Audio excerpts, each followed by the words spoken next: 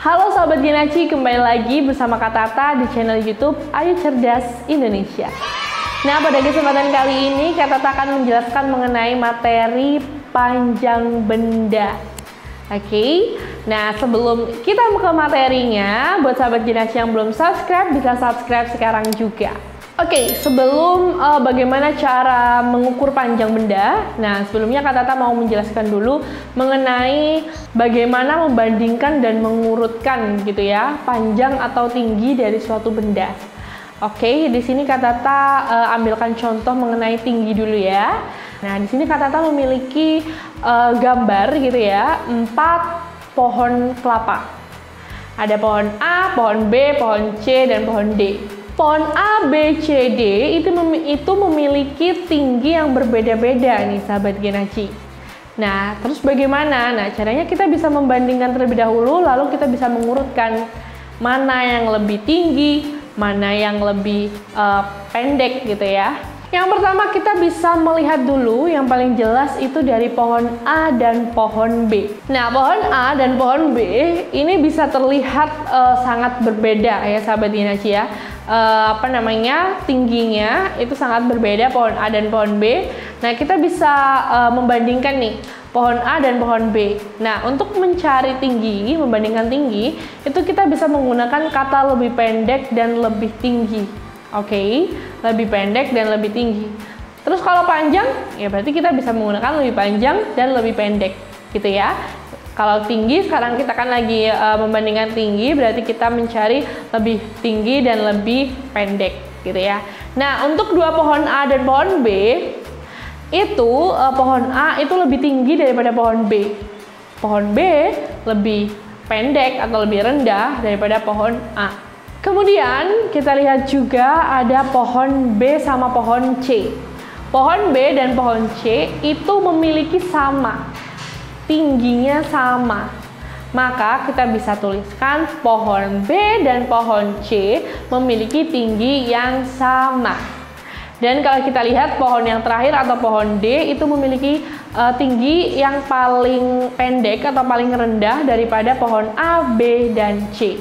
Sehingga kita bisa menarik sebuah kesimpulan bahwa pohon A merupakan pohon yang paling tinggi dari pohon B, C, dan D.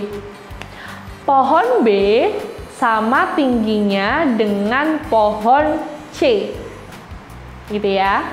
Nah, untuk pohon D itu memiliki tinggi yang paling rendah daripada pohon A, B, C. Jadi kalau disuruh mengurutkan pohon yang lebih tinggi, maka kita bisa tulis A, B, C, D. Nah, kalau kita disuruh mengurutkan dari tinggi pohon yang paling pendek atau paling rendah, kita bisa tuliskan D, C, B, dan A.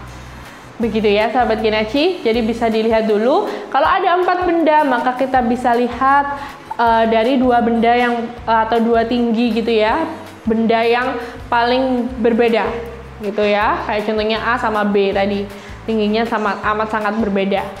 Kemudian kalau sudah, kita bisa melihat tinggi dari benda yang lain. Kalau cuma ada 2 benda Kak, ya sudah, berarti kita cuma tinggal melihat benda A dan benda B, mana yang lebih tinggi dan mana yang lebih rendah atau lebih pendek.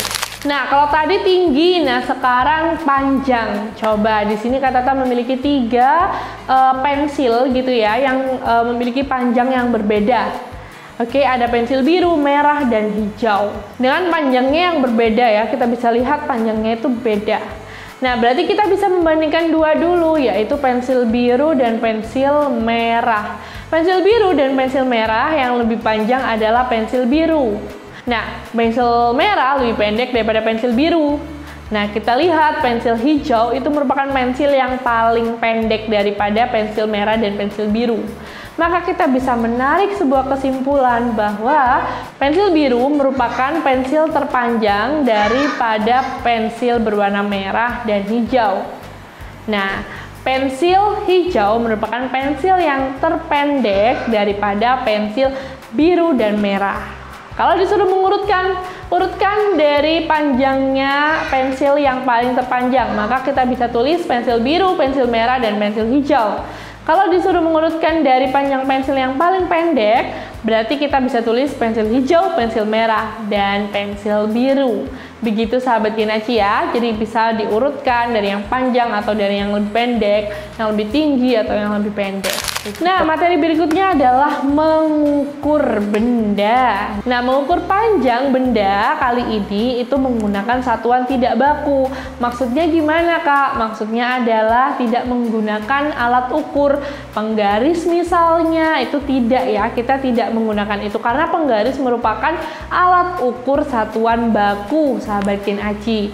Nah, kalau tidak baku, kita bisa menggunakan apa? Kita bisa menggunakan jengkal gitu ya. Jadi 1, 2, 3. Nah, jengkal itu merupakan satuan tidak baku. Kemudian kita juga bisa menggunakan kotak gitu ya. Jadi berapa kotak nih panjangnya gitu. Nah, kotak-kotak itu merupakan satuan tidak baku gitu ya. Nah, jadi satuan tidak baku ini itu dapat diukur itu dengan benda-benda yang dapat kita susun gitu. Contohnya kayak koin itu juga bisa, sahabat Genaci. Jadi misal kita mau ngukur pensil nih, panjangnya pensil. Nah, kita pakai koin yang disusun. Jadi koinnya disusun. Nah, kira-kira berapa ya panjangnya pensil ini? Oh, ternyata panjang pensil ini sebanyak 5 koin gitu. Jadi satuannya pakai koin. Kalau kita pakai jengkal berarti ya kita hitung 1, 2, 3. Nah, panjang pensil ini ternyata 3 jengkal gitu. Jadi satuannya nanti kita bisa tulis menggunakan benda apa. Nah, di sini Kak Tata memiliki contoh mengukur buku nih, sahabat Genaci. Buku gitu ya. Kita ukur panjangnya menggunakan stik es krim dan koin. Kira-kira hasilnya sama apa beda ya? Nah, kita lihat. Mengukur menggunakan stik es krim dulu. Ini buku. Kita bisa susun stik es krimnya gitu ya, sampai dengan ukuran buku tadi, panjangnya buku. Nah, ternyata dari hasil itu panjang buku ini itu sama dengan 2 stik es krim. Oke, panjangnya buku ini ternyata ukurannya itu sepanjang 2 stik es krim. Nah, kalau koin, kita bisa susun koin-koinnya, sahabat Genaci. Contohnya seperti ini. Nah, ternyata hasil pengukuran panjang menggunakan koin itu sebanyak 12 koin, sahabat Genaci. Nah, jadi jelas berbeda ya.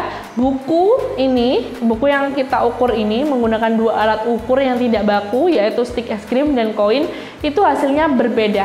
Kalau menggunakan stik es krim, itu sebanyak 2 stik es krim saja.